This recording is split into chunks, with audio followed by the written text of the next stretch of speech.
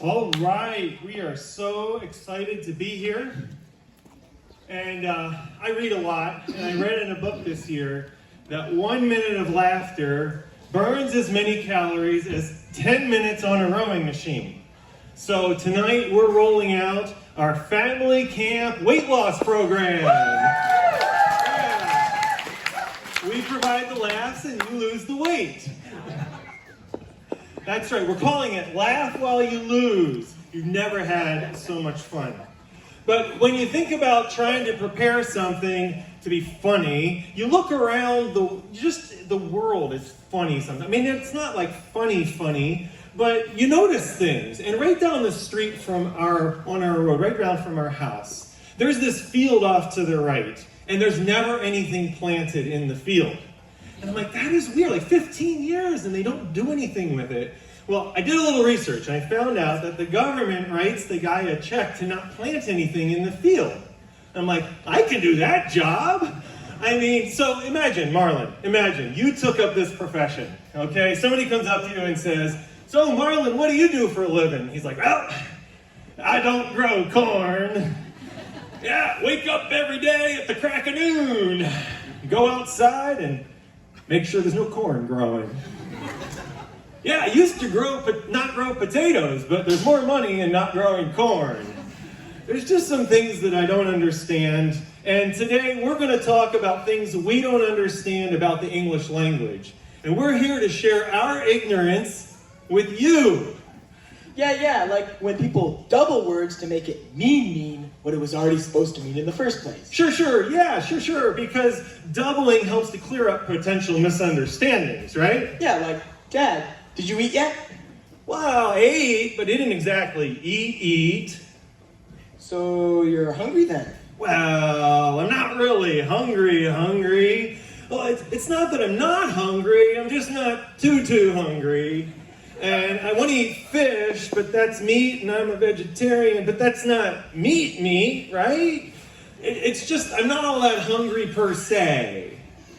I think it's odd when people use the word per se, because what they're saying is, what I just said, it's not really even true.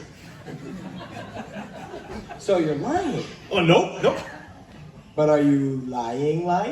No, man, it's called per saying. It's that gray area between truth, and not necessarily true. You gotta love it when people use necessarily. So you are lying. Well, not necessarily, no. But you are. Not necessarily. Of course you are. Well, I am, but I'm not lying per se. I'm not actually lying. Then people switch to actually, which is really just a stronger version of necessarily. So, Dad, did you work out today? Yes, I worked out. Did you actually work out?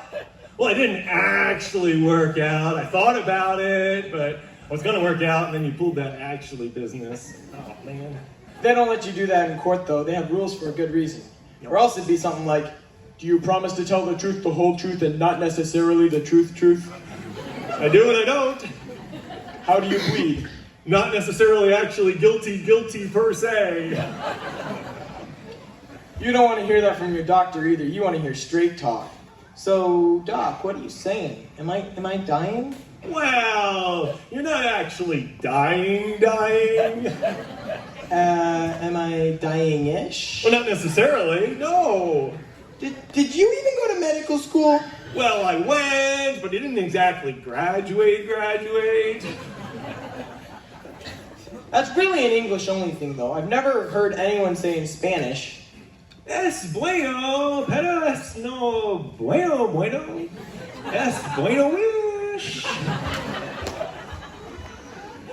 Yeah, well, after years of homeschooling, I'm convinced the real problem is with the entire English language.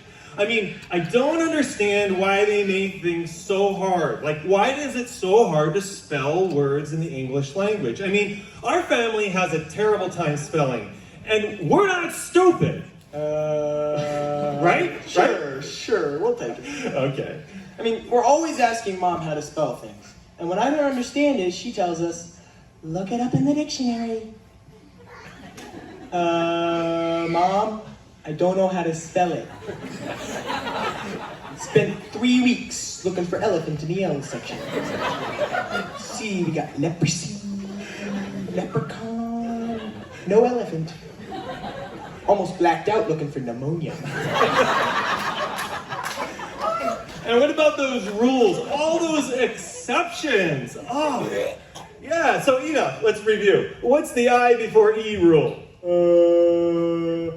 I before E. Always. It's always. No. No? Here, get it right. It's I before E, except after C, and when sounding like A, as in neighbor and way. And on weekends and holidays and all throughout May, and I'll never be right no matter what I say.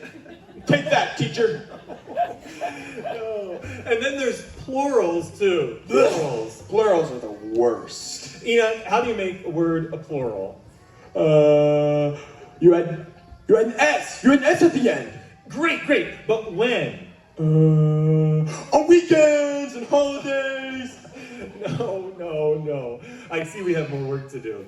Let's learn some special cases. Special cases for plural. That's special cases. Okay, yeah, so let's get it straight here. Ready? Listen up. Got it? Okay. The plural of ox is oxen. I saw the farmer plow his field with a pair of oxen. Okay, now. Okay. Enoch, what's the plural of box? Boxing. I bought 2 boxing of donuts. No. Oh, let's try it again. Okay, let's try it again. Here's another one. Okay, ready? Okay. The plural of goose is geese. I saw a flock of geese in the sky. Geese. Okay, ready? Now, what's the plural of moose? Meese. No! Moosin. I saw a flock of moosin in the woodsin. I give up. I'm done. I guess that's all, folks.